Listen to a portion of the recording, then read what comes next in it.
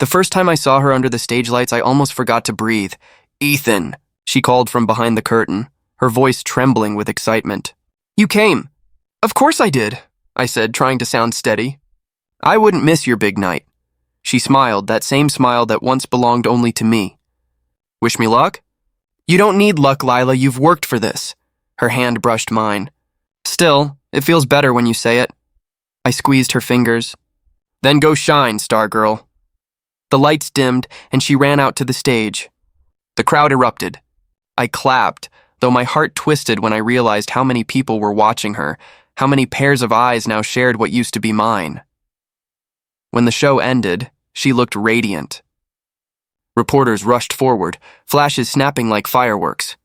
I stood near the back, half hidden. She posed, laughed, hugged strangers. "Lila! Over here!"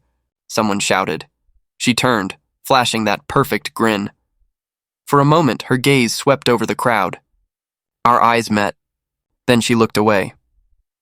I waited an hour outside the studio before she came out. Her manager, a tall man in a sleek suit, walked beside her. "Lila," I called softly. She froze. "Ethan, what are you doing back here?" "I was waiting for you." "Thought we'd celebrate." Her manager gave a tight smile. "She has interviews tomorrow morning. Long day ahead." "I can speak for myself, David," she said quickly, then turned to me. "I'm exhausted, Ethan. Rain check?" "You promised," I said, forcing a smile. "Just dinner, no crowds, no cameras." Her expression softened for a second. "You're sweet, but you don't understand how crazy this world is. I can't just what? Have dinner with your husband?" She blinked. "Please, not here." I lowered my voice. "You're already gone somewhere I can't reach, aren't you?" "Don't do this now," she whispered. "Not tonight." I looked at the limousine waiting by the curb. "Is fame really worth losing what we built? Ethan?" She glanced around nervously. "I'm just trying to make something of myself." "You already did." "You made us." Her manager stepped closer. "She'll call you, man." "Let her rest." I stared at him. "Do you always speak for her?" "Ethan, please," she said softly. "I'll call tomorrow." She didn't. The next morning, her face was everywhere. Magazines, interviews, glowing headlines. Lila Cole, the new voice of tomorrow. Every word they wrote about her made her sound untouchable, unreal. Sophie called that afternoon. "You okay?" "Define okay. She's just excited." "It's her dream, Ethan." "I know," I said quietly. "I just didn't think her dream would erase me." Sophie sighed. "Give her time." "Fame messes with people's heads." "Time?" I laughed bitterly. "That's the one thing fame never gives." That night, I sat in our living room surrounded by silence. Her perfume still lingered on the pillow. The TV played her performance again. Same smile, same applause. I turned off the screen. When she finally came home past midnight, she smelled like champagne and victory. "You waited up?" she asked, kicking off her heels. "I wanted to see how it went." "You saw it on TV, didn't you?" She dropped her clutch on the table. "Everyone said I was amazing." "You were," I said. "But you didn't look at me once," she frowned. "What does that even mean?" "You looked through me, Lila, like I was a stranger in the crowd." Her tone hardened. "You're being dramatic." "Maybe. But I miss the woman who used to smile at me, not at a lens." She crossed her arms. "Ethan, this is my job. I can't help how people see me. I'm not talking about them. I'm talking about us," she exhaled. "I'm tired." "Can we not do this?" "Sure," I said softly. "We'll talk when you're ready." She walked past me into the bedroom. A minute later, the door clicked shut. I sat alone, staring at the closed door. The house felt too big, too quiet. I whispered into the emptiness, "You're shining, Lila, but you're leaving me in the dark." The clock ticked past 2. I finally stood, turned off the lights, and walked toward my studio. My hands still smelled like paint and turpentine, proof I hadn't changed even if she had. From the window, I could see the city lights glittering in the distance. Somewhere among them, she was smiling for someone else's applause, and in that moment I understood. Fame hadn't just taken her. It had erased the space where we used to be. The first time I heard his name, it was late, and her laughter drifted from the balcony. "Mason, stop," she said between giggles. "You're terrible." I froze mid-step, holding 2 mugs of coffee that had already gone cold. When she came back inside, I asked quietly, "Who's Mason?" She looked surprised. Just a producer. He believes in my work. I nodded slowly. He must believe a lot. You were laughing like he told the world's funniest joke. Her tone sharpened. He's just helping me with the new project, Ethan. Don't start. I'm not starting, I said. I'm just asking.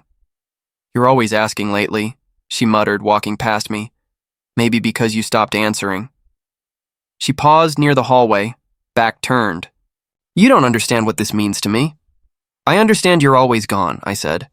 That I eat dinner alone every night now. I'm building something for us, she snapped. For us or for you? She didn't reply.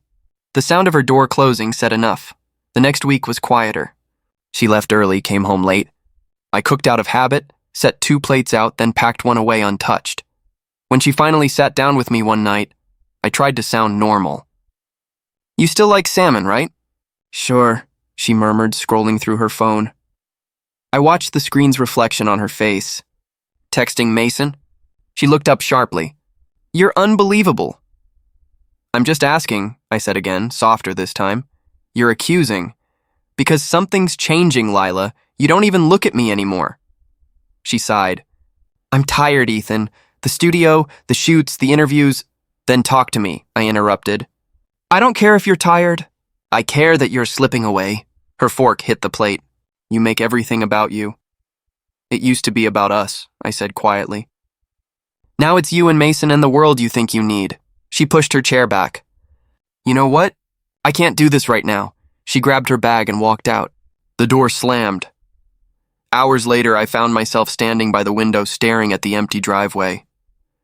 My reflection looked unfamiliar, tired, resentful. When she came home past midnight, I didn't say a word. She dropped her shoes by the door and sighed. Don't look at me like that, she whispered. How should I look? Like you still believe in me. I did, I said. I still want to. But you're making it hard. She rubbed her temples. I'm under pressure, Ethan. Mason's helping me navigate all this. He's been there before. Right, I said. And I'm just the man who paints pictures and waits for your shadow to come home. That's not fair. No, I said. It's not. The next few days blurred together. When she wasn't at the studio, she was on her phone, whispering. I started hearing his name like a ghost in every room. One night I asked, Do you still love me? Her fingers froze mid-text. What kind of question is that? An honest one. Of course I do, she said. Then why does it feel like you're somewhere else every time you're here? Because you suffocate me, Ethan. I stared at her. I suffocate you? Yes, she snapped. You hover. You question. You don't trust me. I trusted you enough to believe you'd come home to me, not fall asleep on the couch every night. I'm tired, she shouted. Is that a crime? I looked at the couch. You weren't tired of Mason's calls. Her face twisted. You're being paranoid. Maybe, I said quietly. But paranoia's just love with too many cracks. She didn't answer. She grabbed a blanket and sank onto the couch. Good night, she said flatly. I stood there for a long time, watching her close her eyes like I was already gone. In the morning, I found her curled up on the couch, phone still in hand. The screen lit up with a new message. Mason, you were brilliant last night. I stared at it, heart pounding, then turned away before she woke. When she finally did, I pretended not to notice. Morning, she said. Voice hoarse. Morning, she smiled faintly. You didn't make coffee? I didn't think you'd stay long enough to drink it. She frowned. Ethan, don't, I said softly. Let's not pretend we're still us. She opened her mouth, then closed it again. The silence between us was thicker than any argument could have been. That night, when she said she'd sleep on the couch again, I didn't ask why. I already knew. The walls between us weren't made of anger anymore, just absence, and silence doesn't need doors to keep people apart. Sophie called me that morning, her voice trembling. Ethan, you need to see something. I frowned. What is it? It's about Lila, please. Just come over, my stomach twisted. Sophie, if this is about work... It's not, she said quickly. Just come, now. When I arrived, she didn't say a word. She just handed me her phone. The screen showed a photo, Lila and Mason, hand in hand outside a hotel, their faces too close to be innocent. For a moment, I couldn't breathe. My fingers trembled as I scrolled. There were more. Her laughing, his hand on her waist, her lips near his ear. I whispered, "When was this?" "Last night," Sophie said quietly. "Ethan, I didn't want to be the one to show you, but I needed to see," I interrupted. My voice didn't sound like mine. Sophie touched my arm. "I'm so sorry," I nodded, unable to look at her. "Don't be. You just opened my eyes." The drive home felt endless. My chest ached with every heartbeat. Rain started to fall, soft at first, then harder. By the time I reached the house, the world outside looked blurred, like it didn't want to watch. Lila's car was in the driveway. Her laughter floated through the half-open window. "Mason, stop, you'll make me drop the phone." She giggled. I froze at the door. The sound hit harder than any scream could. When she noticed me standing there, her smile vanished. "Ethan, you're home early." "Yeah," I said quietly. "So are you." She glanced at her phone. "We were just discussing a project. You're misunderstanding." "Am I?" I stepped closer. "Because from here, it looks like you already moved on. Just forgot to send the memo." Her face hardened. "That's not fair." "No," I said. "It's not. None of this is." "Ethan, you're twisting things," she said quickly. "You don't know what you're talking about." I laughed, hollow. "You're right. I don't know.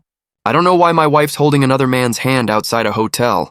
I don't know why she comes home smelling like his cologne." Her jaw tightened. "You went through my photos?" "No, the world did. They're everywhere now." "Sophie showed me." "Of course she did," she muttered. "She's always had something against me." "Don't you dare blame her," I snapped. "She didn't take those pictures, Lila. You did." She crossed her arms, eyes flashing. "You don't understand what this industry is like." "Then make me understand." "It's complicated," she said. "Mason believes in me.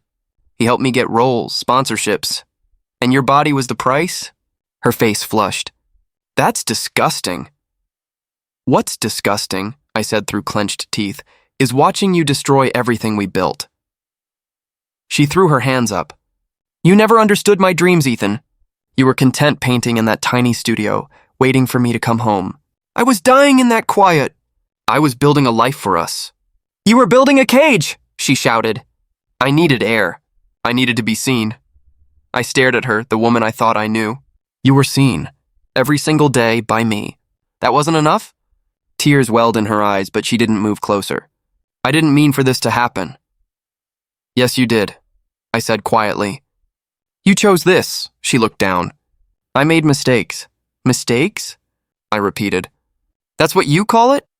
She whispered, "What do you want me to say? That I'm sorry? That it meant nothing?" "Doesn't matter what you say," I muttered. "You already said enough when you walked into that hotel." She stepped forward. "Ethan, please." I stepped back. Don't touch me." Rain pounded against the windows. Thunder rolled above us. For a long moment, neither of us spoke. Then she said softly, "I still love you." I let out a shaky breath. "No, you love who I was when you needed comfort, but you don't love the man who stayed when the cameras stopped rolling." Her lips trembled. "You can't just walk away." "Watch me." I turned and went to the bedroom.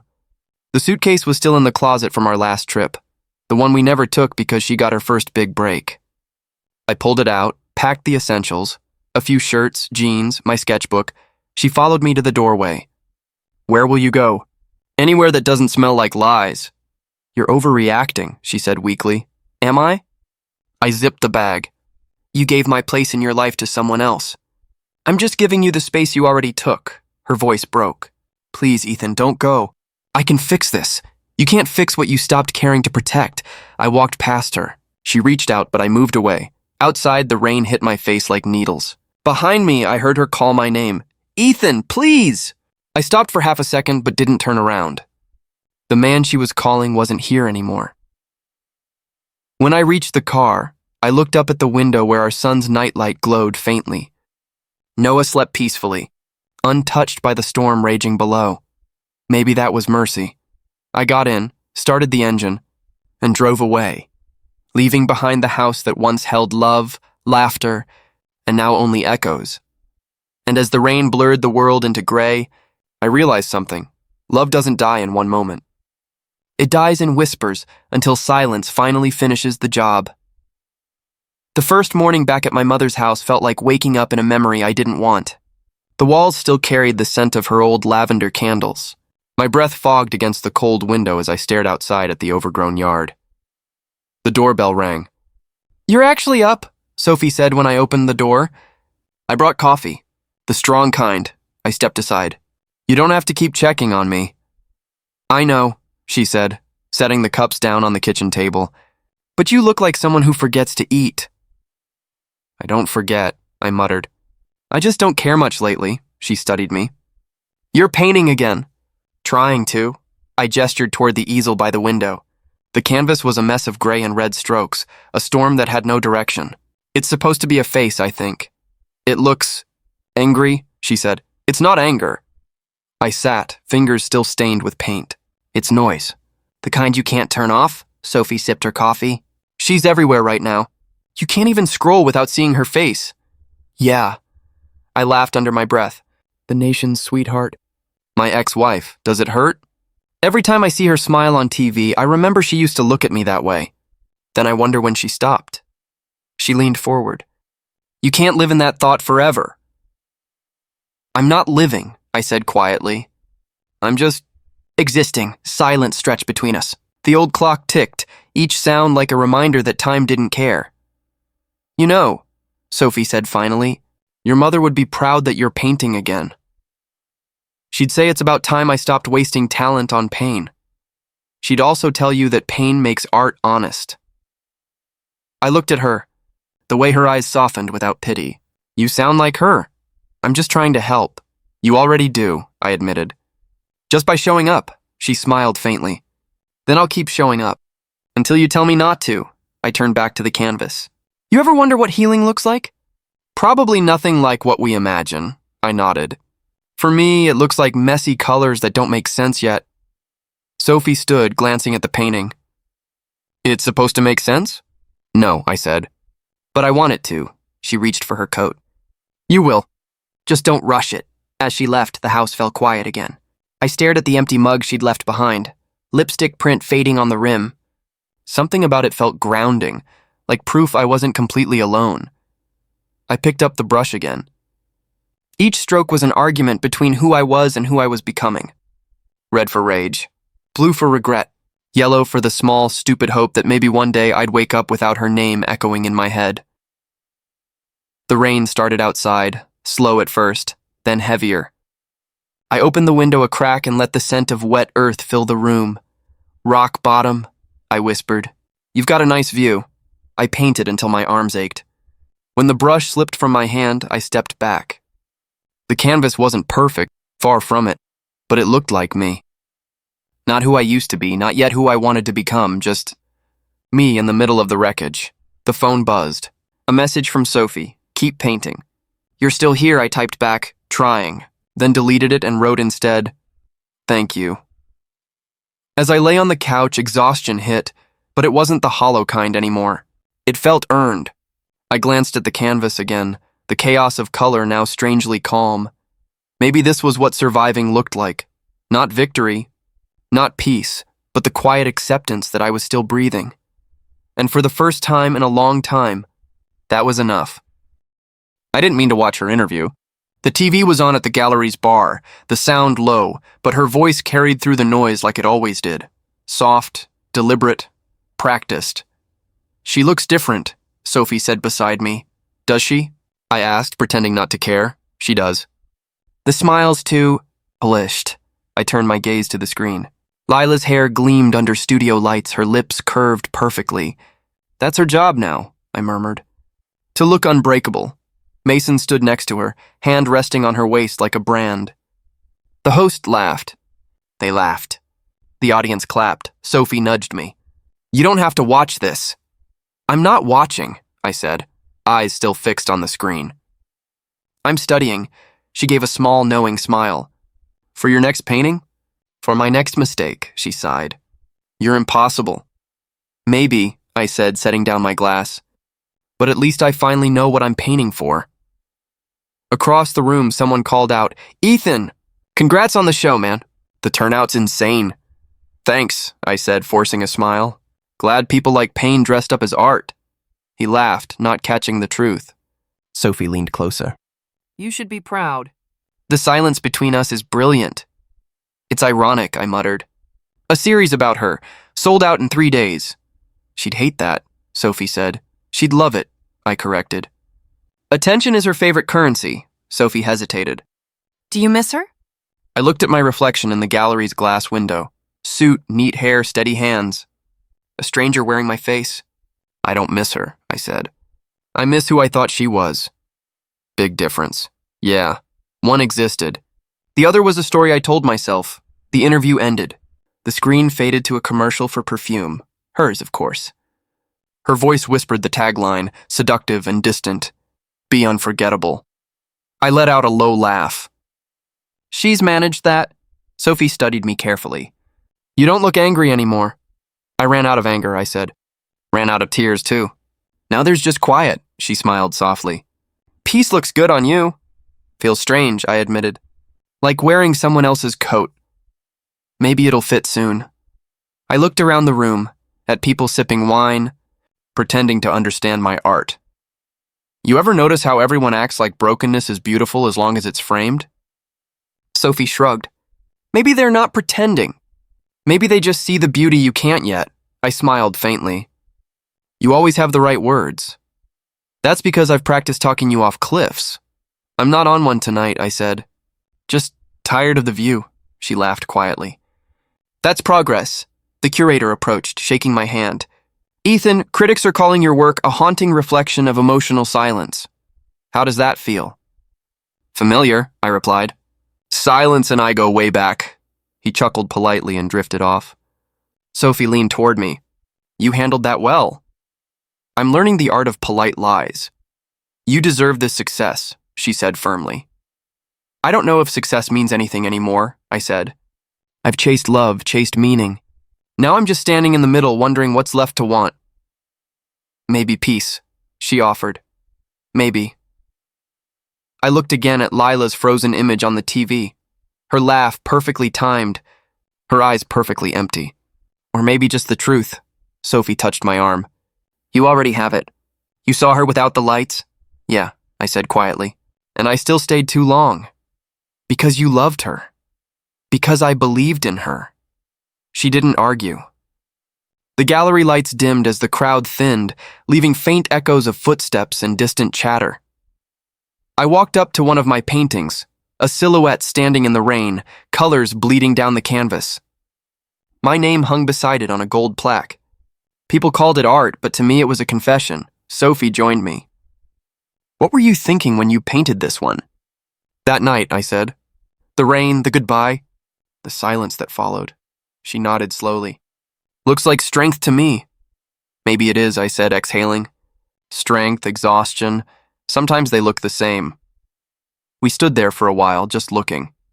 The colors seemed softer now, less angry. When I finally turned away, the TV was showing another segment, Lila and Mason waving to a crowd. The cheers sounded hollow. I smiled, not bitter, just done. Let her have the spotlight, I said. I've got enough light right here. The first time I heard the news, I thought it was a joke. Mason, fraud, embezzlement, scandal. And Lila's name, tangled right beside his in every headline. Sophie barged into my studio, phone in hand. Ethan, have you seen this? I looked up from the canvas. No, I've learned not to look anymore. You'll want to see this, she insisted, shoving the phone at me. They're saying Mason used company funds to buy properties in his assistant's name. And Lila, she's being investigated too. I stared at the screen. Her photo sat beneath bold letters. Fallen star, Lila Hayes faces backlash amid scandal. I swallowed hard. It was bound to happen. She looks terrified, Sophie whispered. Maybe she finally saw herself without the spotlight. Sophie frowned. You don't sound happy. I'm not, I said quietly. I just don't feel anything anymore. A few days later, my phone rang. Unknown number, Mr. Carter? A voice asked. This is Evelyn Moore from the Daily Pulse. I'd like to talk about Lila Hayes. I sighed. Why me? Because you were the closest person to her before. Everything. People are saying you inspired her early rise. I didn't inspire her, I said. She did what she wanted. Still, Evelyn pressed. You knew her better than anyone. The public deserves the truth. No, I said flatly. The public deserves entertainment. That's what they fed on before, and that's what they'll feed on now. Are you saying she deserves what's happening? I paused. I'm saying I'm not part of it. Evelyn exhaled. You could help her. A word from you might soften things. She never listened when I tried to help her before, I said. Why would she now? There was silence, then a soft, do you still care about her? I don't know, I admitted, but I don't hate her either. After the call, I stood by the window staring at the street below. Rain fell the way it had that night I left her. Only this time I didn't feel hollow, just still. Sophie dropped by again that evening. They're saying Mason's been arrested, she said, setting down coffee. Lila's crying on TV? Let me guess, I said, in perfect lighting. She ignored the sarcasm. She looks broken, Ethan, really broken. I didn't answer. You're not even curious? I've seen her cry before, I said. Once for real. The rest for ratings, Sophie crossed her arms. You're lying. You still care. Maybe, I said, but it doesn't change anything. She studied me for a long moment. You could go see her. And say what? I told you fame bites? She made her choice. People make choices they regret, Sophie said. Yeah, I replied. And they live with them. That's the only way karma works. The next morning, I turned on the TV without thinking. There she was, Lila sitting across from a different interviewer this time. No makeup, no glamour. Just her voice trembled. I didn't know, she said. I thought Mason was helping me, the interviewer asked. Do you take responsibility? She nodded, eyes wet. I do. I lost everything chasing what I thought was love and success. My chest tightened. Do you want to say anything to those you've hurt? The interviewer continued. Lila hesitated, then whispered, I'm sorry. Especially to someone who believed in me when no one else did. I muted the TV. Sophie's text came seconds later. You watching? Yeah, I typed back, and no one clapped this time. She replied, Karma's cruel, huh? No, I wrote. Karma's fair. For a long time, I sat there in silence. Her tears weren't fake anymore. They were raw, unedited, the kind that stain rather than shimmer. Later that week, Evelyn called again. Mr. Carter, you're trending, she said. People are talking about how you refuse to badmouth her. They think it's noble. I'm not noble, I said. I just know pain when I see it. You could use this moment, she suggested. It might help your career even more. I don't build careers on ashes, I said, then ended the call. I went back to my easel, staring at the half-finished painting, a woman standing in front of shattered glass, her reflection scattered in pieces. I picked up the brush. Sophie called from the doorway. New project? Something like that. What's it called? I looked at the canvas and smiled faintly. Karma wears a beautiful mask. The knock came just after midnight. Slow, hesitant, the kind that doesn't demand, just pleads. I opened the door and froze. Ethan. Her voice broke on my name. Lila. She stood there, soaked from the rain, mascara washed clean. No cameras, no perfume, just a trembling mess of what used to be perfection. I didn't know where else to go, she whispered. I said nothing. My throat felt heavy, like it didn't want to move. Noah peeked from behind me, rubbing his eyes. Dad, who's that? It's someone I used to know, I said quietly. Lila's eyes softened. Hi, Noah, he tilted his head. Do I know you? She swallowed. Not really, I stepped aside. Come in before you catch a cold. She hesitated, then crossed the threshold. Her shoes squeaked on the floor, echoing through the small house. The silence between us was louder than any argument we'd ever had. You look different, she said, glancing around the living room. Smaller than I remember. It's the same house, I replied. You just got used to bigger things, she lowered her eyes. I don't have those anymore. Noah tugged my sleeve. Can I go back to bed? Yeah, buddy. Go on. He nodded, staring at her one last time before disappearing down the hallway. The door to his room clicked shut. Lila let out a breath. He's grown so much. You missed a lot. I know. Her voice cracked. Every birthday, every school show. I watched clips online, but it wasn't the same. You chose to watch from afar. Her lips trembled. I thought I was doing the right thing. For him, for me. For us. For fame? She flinched. For stability. For a future. At the cost of your family, I said. Some trades are too expensive. She wiped her eyes. I lost everything, Ethan. The house, the deals. Mason, he's in prison. I had no one left to call, so you called me? I didn't know who else would still answer. I studied her, the same woman who once shone so brightly that I could barely stand beside her. Now she looked like a candle burned to its end. You think I should turn you away? I asked. She met my eyes. If that's what you need to do, I'll understand. I walked to the window. Rain streaked down the glass, the same rhythm I'd once heard the night I left her. Do you remember what you said to me that night? She hesitated. I said you never understood my dreams, I nodded. You were right. I didn't. I thought love was enough. She took a shaky step closer. Ethan, I don't expect you to forgive me. I just needed a place to breathe. Breathe then, I said softly. The couch is still comfortable. She blinked, surprised. You're letting me stay? For tonight, I said. Not as my wife. As someone I used to love. Tears spilled down her cheeks. That's more than I deserve. I didn't respond. I just went to the kitchen, poured 2 mugs of tea and handed her one. Her fingers brushed mine. You're still kind. Kindness isn't forgiveness, I said. It's closure. She sank onto the couch, holding the mug like it was the only warmth left in the world. I kept thinking fame would fill the hole I felt inside, but it only made it deeper. I warned you once, I said. You said I was jealous. I was wrong, she whispered. You weren't jealous. You were scared of losing me to something that didn't care about love. I exhaled. And I did.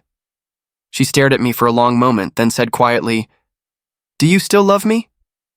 I hesitated. Love doesn't disappear, it just changes shape. Her voice trembled. What shape does it have now? Something softer, I said. Something that doesn't hurt anymore. She looked down at her mug. I envy that. I glanced toward Noah's room. He'll ask about you in the morning. What will you tell him? That people make mistakes, I said. And sometimes they come home to fix them. Lila nodded slowly, tears sliding down her face. Thank you, Ethan, I sat across from her. Don't thank me. Just rest. The rain outside softened. The clock ticked quietly between us. For the first time in years, the silence didn't feel heavy, just real. Forgiveness, I realized, wasn't about letting her back in. It was about letting the pain finally leave. When I opened the door that evening, she was already sitting on the couch, her fingers wrapped around a mug of untouched tea. Can we talk? She whispered. I nodded and sat across from her. You're already here, talk! Her lips trembled. I don't even know where to start. Try honesty, I said. It's a good place to begin, she exhaled shakily. Ethan, everything I built, it's gone. The deals, the interviews, the brand endorsements, all of it. Mason left when the money started vanishing. I didn't respond. The sound of the rain outside filled the silence. She looked up at me. He said I was useless without my image. And maybe he was right. I thought fame meant power, but it only made me hollow. You chose him, I said quietly. You chose all of it. I know. Her eyes glistened. And I lost everything that mattered. You, Noah, myself. For a while, we said nothing. The ticking clock felt louder than our breathing. I used to watch your interviews, I said finally. You looked perfect. But I could tell you were pretending. Her mouth twisted. You noticed? I always noticed, she gave a broken laugh. Funny, the world adored me, but I just wanted you to look at me again. I did, I murmured. Just not the way I used to. Her hands clenched the mug tighter. I lied about so much, Ethan, about the affair, about the money, even about my happiness. I wanted to be someone the world would never leave. But it left me anyway. I leaned back, letting her words sink in. And now you're here because... She hesitated. Because I don't know how to live without pretending. Maybe stop pretending, I said. It's easier than it sounds, her voice broke. Do you hate me? I thought for a long moment. No, I said at last. Hate takes effort. I stopped putting effort into you a long time ago. Tears spilled down her face. I deserve that. I looked toward the window, watching the rain trace lines down the glass. You don't deserve my hate, Lila, but you don't deserve my heart either. She nodded slowly. I understand. There was something fragile in her voice, Something that made me remember the girl who once stayed up all night painting with me, laughing at our mistakes. But that girl was gone, burned away by ambition and fear. I saw your gallery, she whispered. The one called The Silence Between Us, those paintings. Were they about me? I met her eyes. They were about what you left behind, she swallowed hard. They're beautiful. They're broken, I corrected. Like we were, the rain softened outside.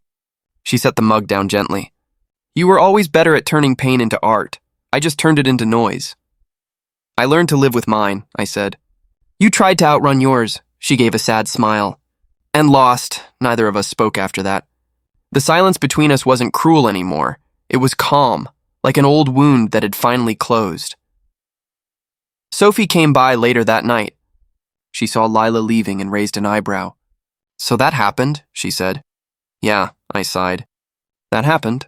Sophie sat across from me. You look like someone who's been digging through ashes? Maybe I have, I said. But I think I found the last piece of peace in there. Did she ask to come back? She didn't have to, I said softly. It was in her eyes, and... Sophie asked. I said no. Her brows lifted. No? Yeah, some things are beautiful only when they're gone. Sophie smiled faintly. You actually believe that? For once, I said. I do. She leaned back, studying me. You've changed, Ethan. I had to, I replied. She taught me what not to be. Sophie's gaze softened. And now? Now, I said, glancing at the half-finished canvas on my easel. I paint for peace, not for pain. She nodded. Then maybe you've already won. I smiled, faint but real. Maybe. As she left, I looked around the quiet room. The echo of Lila's voice still lingered somewhere between the walls, but it didn't haunt me anymore. I stood, picked up my brush, and whispered to the empty space. Goodbye, Lila. This time the silence didn't hurt. It healed. It had been months since she left. The house was quiet again, the kind of quiet that didn't ache anymore. Sophie stopped by one afternoon with a bundle of mail in her hands. Another one, she said, placing a white envelope on my table. I didn't touch it. She still writes? Every month, Sophie said softly. You never read them? No, I replied, staring at the seal. They're not for me. They're for the man she broke. Sophie frowned. She's in rehab, Ethan. She's trying. I'm glad, I said. But I'm not her redemption, she studied me. You used to sound angry when you said things like that. Now you just sound done. Because I am. I glanced at the unfinished canvas on my easel, streaks of red and gold forming something that looked like a fading curtain. Do you know what this one's called? I asked. Sophie shook her head. No. The last applause. She raised a brow. About her? About what's left of her, I said. About what's left of me. Sophie smiled sadly. You still care, I didn't answer. Instead, I picked up my brush. Caring isn't the same as wanting back what's gone. She watched me for a while. When's the exhibit? Next week, I said. They say it's my best work yet. And do you believe them? I paused, looking at the canvas. I believe it's the first one that didn't come from pain. She nodded slowly. That's something, Ethan. Later that night, after Sophie left, I finally opened the envelope. Her handwriting was still the same, graceful, deliberate, like she was trying to hold herself together through ink. Dear Ethan, I don't expect you to forgive me. I just want you to know I finally remember who I was before the cameras. Rehab is quiet. The world doesn't cheer anymore, and maybe that's good. I see Noah's face in every sunrise. Please tell him I love him. Even if he never calls me mom again, I'll understand. I'm learning how to live without applause. I folded the letter carefully and set it beside the others. I didn't reply. I didn't need to. The next week, the gallery was packed. People moved through my paintings like worshippers at a temple, whispering, analyzing, pretending to understand the ache behind the colors. I stood near the back, watching them react to the last applause. A woman stopped beside me. This one, she said, her voice low. It feels alive. Like love dying quietly. I smiled faintly. Maybe it is. She tilted her head. Is it based on someone? Yes, I said. Someone who used to need the world to see her. And someone who finally stopped. The woman nodded, then walked away. I stayed staring at the painting. The curtain I'd painted looked heavy, like it had witnessed too many performances. Beneath it, the faint outline of a woman's hand reaching for light, fading before it touched. Sophie appeared beside me, holding 2 glasses of wine. "Sold already," she said. "A collector from Paris bought it." "For how much?" I asked. She grinned. "More than you've ever dreamed of," I took the glass. "Then maybe dreams aren't that expensive after all." She laughed softly. "You should be happy." "I am," I said. "Just not the way I used to be." The applause from across the hall grew louder as people toasted the success of the exhibit. For a second, the sound reminded me of her, the way she used to smile under stage lights, the way she believed applause could fill the emptiness inside. But now, standing there, I realized silence was louder. Sophie touched my arm. "You okay?" "Yeah," I said. "Just listening." "To what?" "To the quiet that follows after the last clap." We left the gallery late. Outside, the city hummed softly. Cars, laughter, music in the distance. I looked up at the sky and thought about her somewhere far away, maybe painting again, maybe just breathing without pretending. When I got home, I placed the sold paintings receipt beside her letters. Then I sat down at my easel, pulled out a new canvas, and whispered to the empty room, "This one's not about her." For the first time, I meant it. The day the envelope arrived, the morning light was dull, soft, like it didn't want to wake the world. I almost threw it away, thinking it was another gallery notice. But the sender's name froze me. Lila's attorney. I turned it over in my hands, the paper whispering against my fingers. My chest felt heavier than I wanted to admit. Sophie was at the studio helping me arrange my next collection. "What's that?" she asked, nodding toward the envelope. "From her lawyer," I said quietly. She frowned. "Do you want me to step out?" "No," I whispered, tearing it open. A single sheet of paper slid out, along with a small photograph.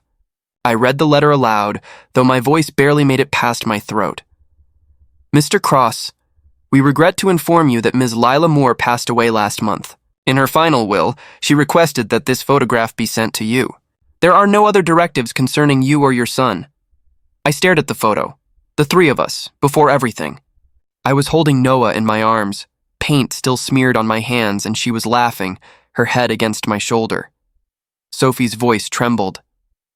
"Ethan, I'm so sorry," I exhaled slowly. "She's really gone. Do you want to sit?" I shook my head. "No, just give me a minute." She nodded and stepped aside, her silence kind enough to feel like company. I kept staring at the picture. "You know, Sophie," I murmured, "that was taken the week she got her first audition." She was terrified. "Said she'd trip on stage," Sophie smiled faintly. "I can't imagine her afraid of anything." She wasn't. Not after that night. Fame gave her courage, or maybe it gave her armor. I traced the edge of the photo, and I kept thinking if I held her tight enough, I could remind her she was human. "Did you ever forgive her?" Sophie asked softly. I let the question hang in the air. "I don't think forgiveness was ever about her," I said finally. "It was about me wanting to stop bleeding over something that already healed." She looked at me for a long moment. "You sound peaceful." "I am," I said. "For the first time, I really am." She smiled. "You should frame that photo." "Yeah," I whispered. "Right next to the window." I pinned it to the wall beside one of my latest paintings, a quiet landscape of dusk settling over an empty theater. Sophie watched me. "You know," she said, "she'd probably love that. You remembering her without bitterness." "I'm not sure she'd recognize me now," I said with a small smile. "I don't chase the noise anymore." "You found something better." "Silence," I said. "And truth." We stood there for a while, both staring at the photo. Then Sophie reached out and squeezed my shoulder. "Want me to stay for dinner?" I shook my head. "No, I think I need tonight alone." She nodded. "Call if you change your mind." When she left, I sat at my desk, the only sound the faint hum of the city outside. I picked up my sketchbook, not to draw her, but to write something beside the photo. She taught me that love can break you, but it can also build you again. The words looked fragile on paper, but they felt right. Noah called later that evening. His voice, deeper now, still carried warmth. "Dad, are you okay?" "Sophie told me you got something from Mom's lawyer." "Yeah," I said quietly. "A picture. Of us?" "Yeah, from before everything." He hesitated. "Do you think she, ever regretted it?" I looked at the photo again. "Every day," I said.